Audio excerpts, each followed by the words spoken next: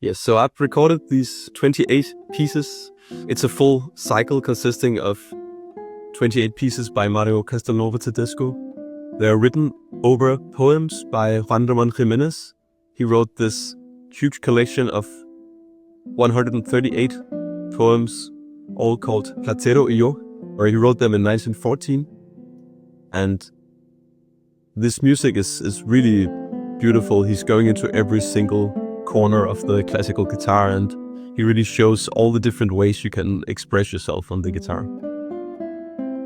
Originally, these pieces are written for narration and guitar, but Tedesco has said himself that it works very well for solo guitar too, and Segovia has played many of them solo for a long time, so I think it's even more famous now as solo pieces because so many people have played a lot of these pieces solo. But not many people have performed all of them solo or even recorded all of them solo. So that's what we chose to do. But I feel one of the interesting things about this piece, because it was originally written for narration and guitar, is how almost bar for bar, it's all the time being very close to the poems and every single sentence in the poems. So every time there's a little change in the sentence, or every time he's describing something new, Juan Ramón Jiménez, then the music is changing as well. And very often there are very clear references to something very specific in the poems.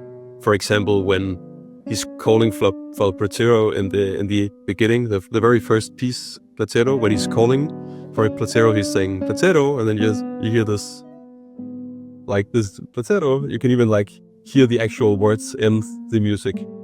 And there are so many of these instances where you see a clear reference to the poems. And it also makes the music itself a lot more lively, I feel, because, every time he's describing something dark or something positive or anything new that he's describing, the music is suddenly changing to whatever expression he wants to show. So yeah, all the time the music is fitting to the poems. So I also feel when I have to play this music without narration, the music stands very strong on its own, but I also have to kind of think of how I want to express the music just when it stands on its own, and still have the red thread through it. I feel this kind of music is a lot more lively than a lot of other music, even written by Tedesco, because it's changing all the time the way it is. But at the same time, every piece stands on its own as a piece that can work on its own.